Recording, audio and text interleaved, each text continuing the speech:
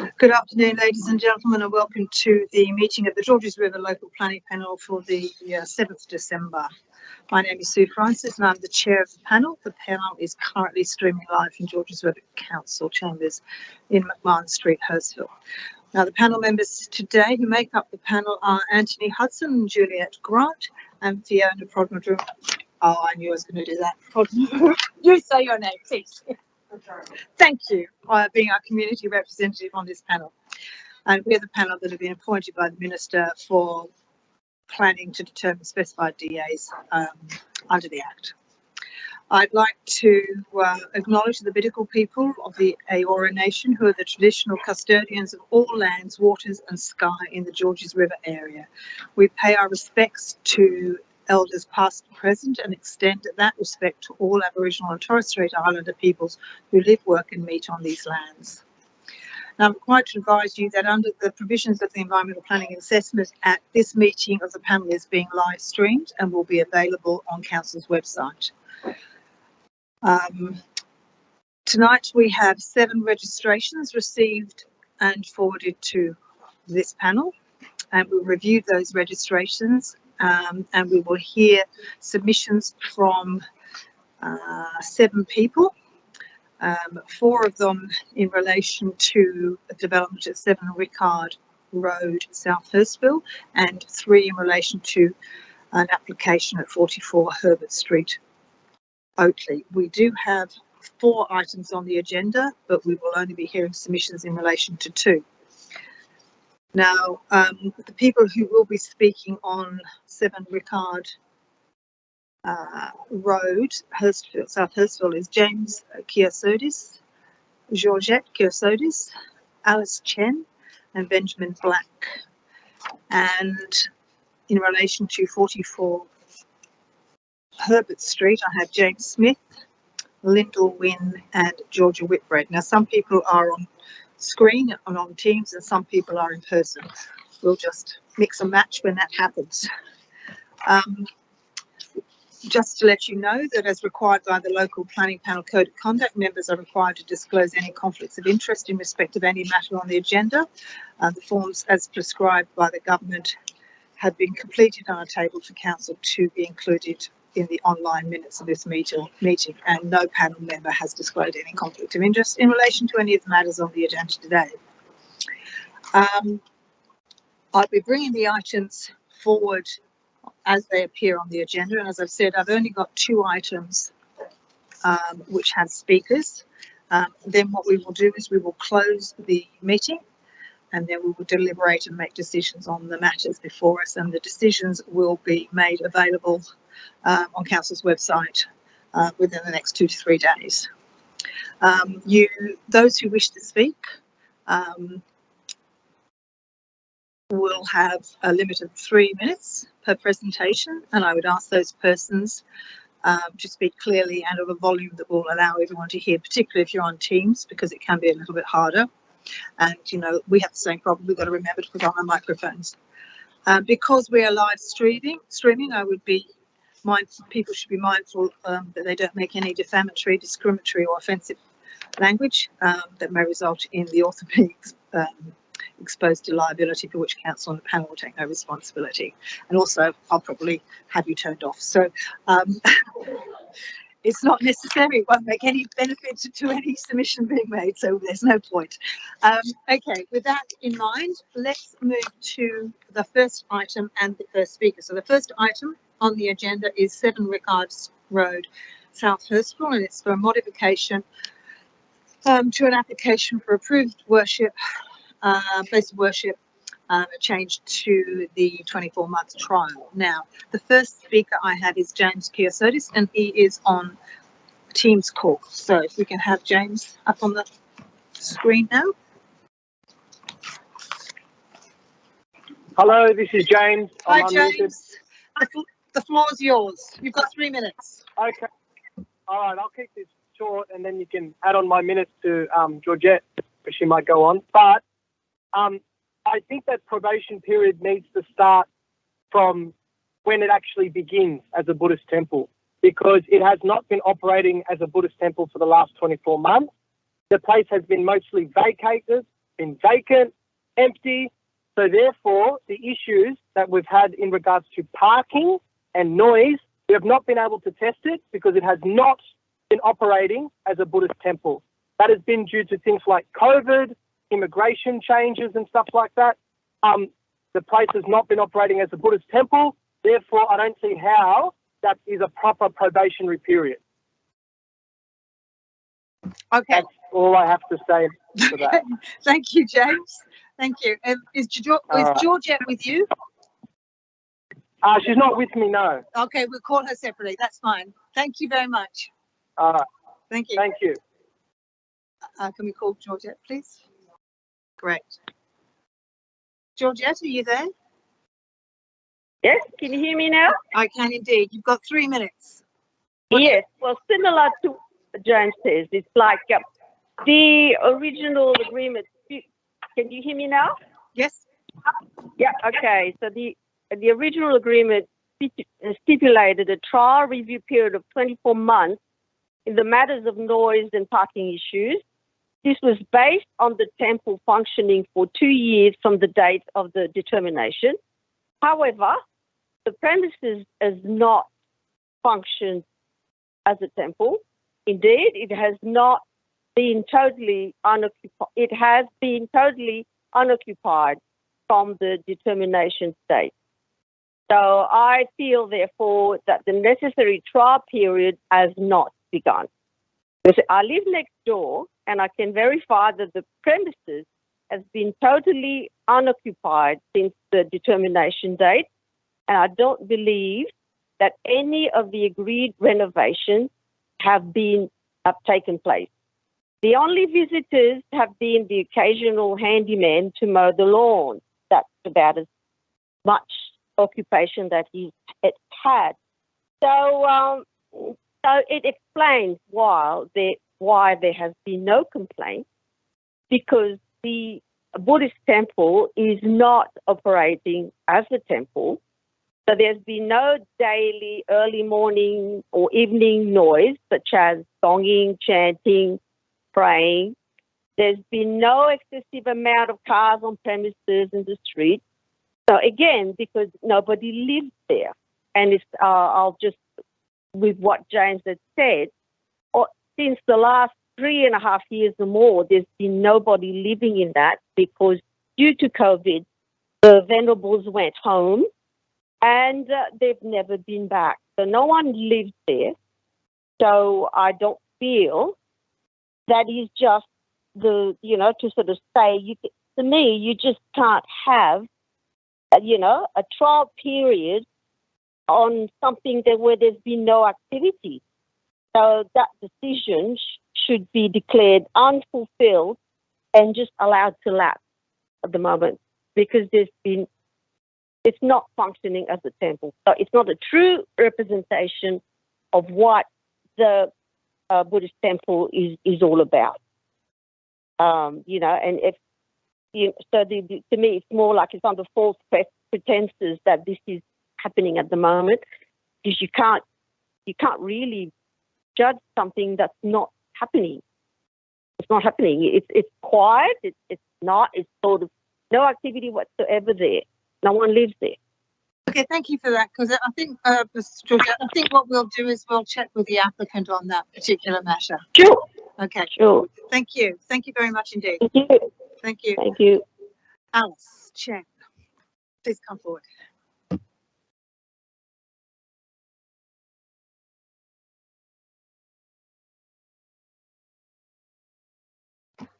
Yes. Okay. Yes, I can start. Thank you, panel members. I'm from the applicant entity, and I'm an active member. I'm an active committee member of the Auspicious Harmony Vihara. We started using the property as Vihara from early 2018, and the Vihara was formed for the specific purpose of promoting the Buddhist religion and to provide a peaceful and quiet place for interested persons to practice Buddhism.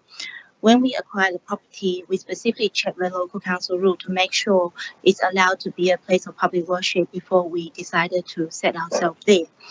And we subsequently applied for the DA in 2020, and then DA was granted in 2021 June with conditions for the 24 months trial period. As per the DA condition, and also in line with the purpose of the Vihara, the venue is operated by invitation only. It's not a walkthrough kind of temple as we applied, and we have a restriction on the maximum number of visitors that allows on site at any point in time. What our neighbor said before earlier, that the Venerable has left Australia due to COVID, that is correct. But for the Vihara, it's not just the Venerables being on site. We still continue the practice. Our committee members meet regularly, and we carry our practice on a weekly basis and all that. And we have visitors by invitation who will come on site. They don't have to, they can carry out meditation practice. They can do sutra study, script writing, and all of these essential activities that were promoted to provide a venue that's of tranquility, peaceful, and we want our visitors to come to obtain inner peace, and then they have a place to settle down their minds from our busy daily routine. That's why we actually are quite strict in how we use the place and who do we invite on site, because we certainly, back in 2020, before we applied, there was no issue from the neighbors. I think our neighbors, we even invited our neighbor to come, and she was very happy. But then as soon as we lodged the DA, it's like World War II style. Everyone was very unhappy with what we're doing, even though before there was no problem. We accept all that criticism. We understand people are concerned.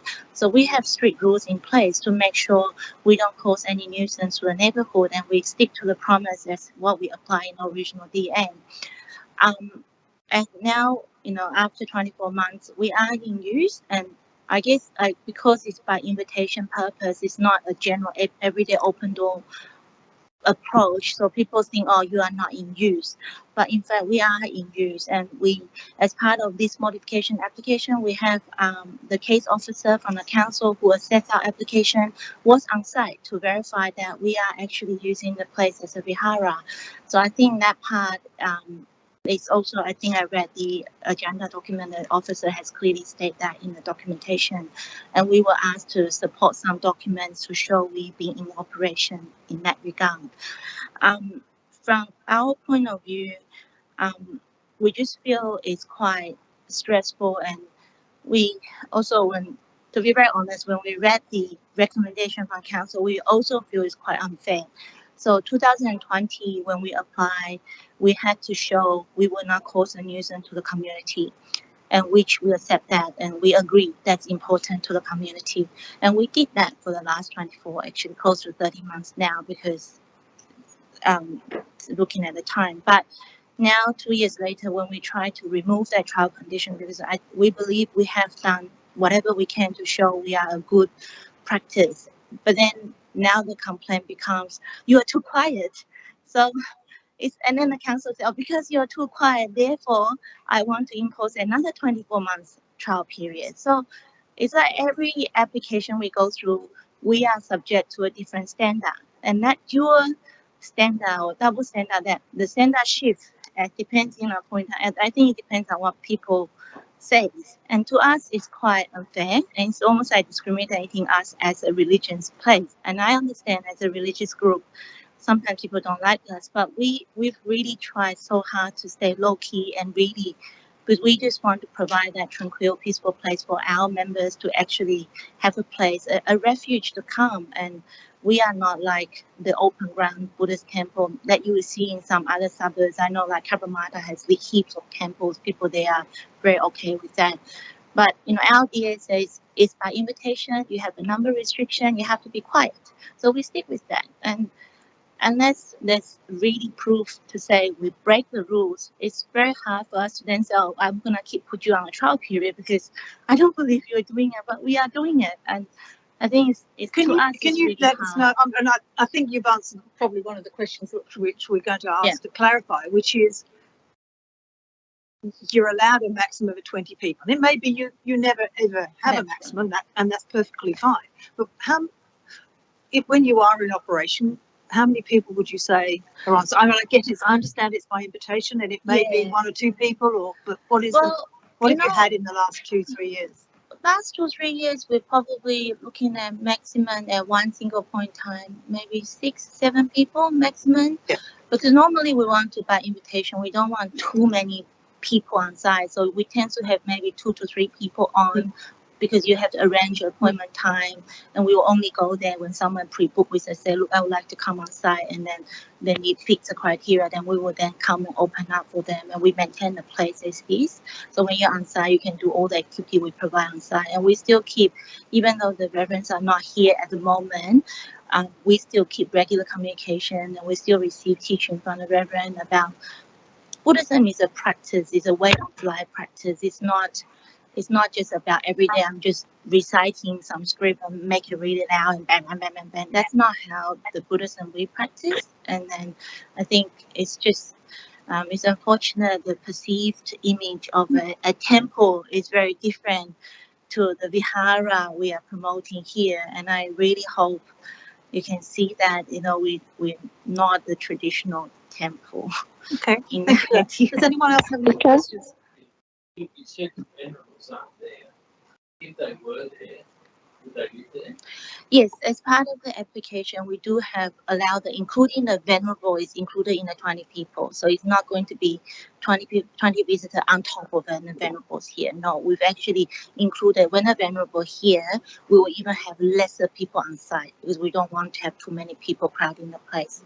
But if they were there, they would be more praying or more of that particular type of. There will be the basic daily routine, and then in our operation plan, we've set out a couple of key religious days that we practice, but that we're limiting to those religious days. It's not every day you're gonna have a massive day, not like that. And even if we're practicing a religious day, to the one who participate has to be by invitation as well. So it's not. We won't just because it's a religious day, therefore become open door. Everything has to be by invitation. So those activities haven't been occurring in this time period? Not with the venerable here. I mean, we still do our practice, we do our chanting and all that when we're on site. Yeah. Yes. Any questions? Thank you. We have Benjamin Black online. Are you there, Ben?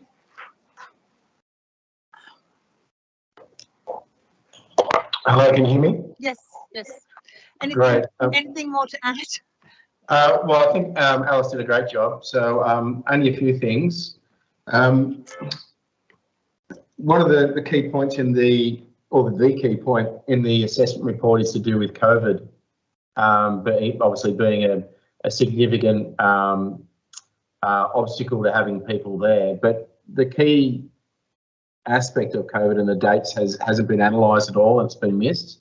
So the approval was issued in June 2021, despite the fact that it had been in operation for some 3 years before then, but let's just say that was the date started.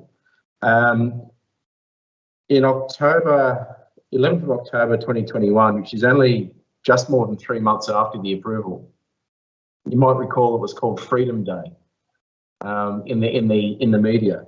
And that was because everyone was allowed out of their houses and homes and they were allowed to mix again. And it was only 5 days later when we achieved the 80% vaccination rate on 16 October when restrictions were seriously lifted. So people were allowed to gather. It was full operation ahead with masks on, public worship, funerals, weddings. They were all back in full steam. So that period represents only a very small chunk of time out of the 2 years that have since passed. Oh, sorry, the 2 years in total and about 18 months that have, or more 20 months that have passed since COVID restrictions were released and lifted. So there is a significant ability in that time to review this and understand whether there are problems with noise or traffic or whatever with the neighbours. And I'd thank the objectors for actually confirming that there are no issues, because that's what we've been saying all along. To start with, we thought the trial period wasn't required and called for when it was first issued and granted, but it is what it is, and that's now passed. But it would seem to me to be a bit of a waste of time and resources to come back in in what would be about 18 months now, because of the time that's lapsed since the approval has expired, to do this all again and to prove the same points again that we've been trying to prove now over a number of times and applications. So we'd ask that the panel consider those aspects and not just think COVID was during the whole period, because it was actually a small chunk. And of course, recalling that the conditions on the consent, there are some 13 conditions, 16 to 28 to deal with amenity-based impacts. They will still remain. If there are issues, there will still be a mechanism for council to talk to the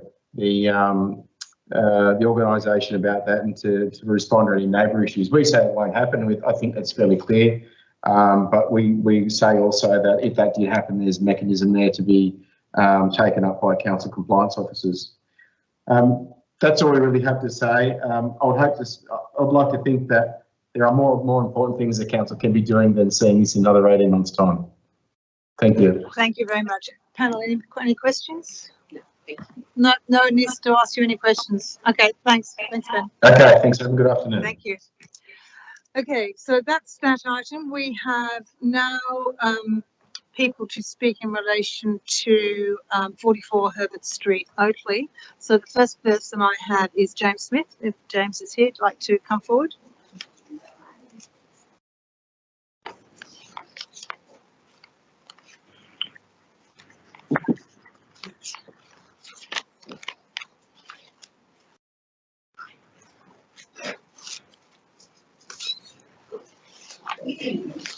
Floor's yours.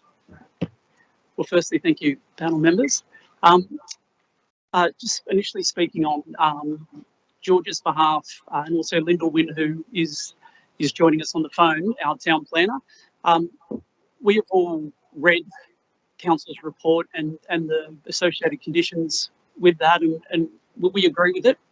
And yeah, we're just literally here to answer any questions the panel may have. Excellent. Any questions? I didn't think they would. That's it. Unless you wanted to say anything more to us. That's it. That's easy. That's it. Oh, even better. Fantastic. And Lyndall's on the screen. I'm on. Yeah. Are you? I'm fine as well. We're very happy with council's recommendations. Okay, I don't think we have any questions for you unless there's anything you wanted to tell us. No, we're all good. Perfect. Love it. Excellent. Well done. Okay. All right. Thank you. Thank you very much. Bye-bye. Well, with that being the case, we'll now, given that there are no other speakers, there's no one else in the room who wants to speak on an item that we haven't otherwise picked up. Check. No, that's fantastic. Okay, on that basis, I will close the meeting at 4:24 and we will go into closed session. We'll make some decisions and they'll go on the website in 2 to 3 days or earlier if we're quick.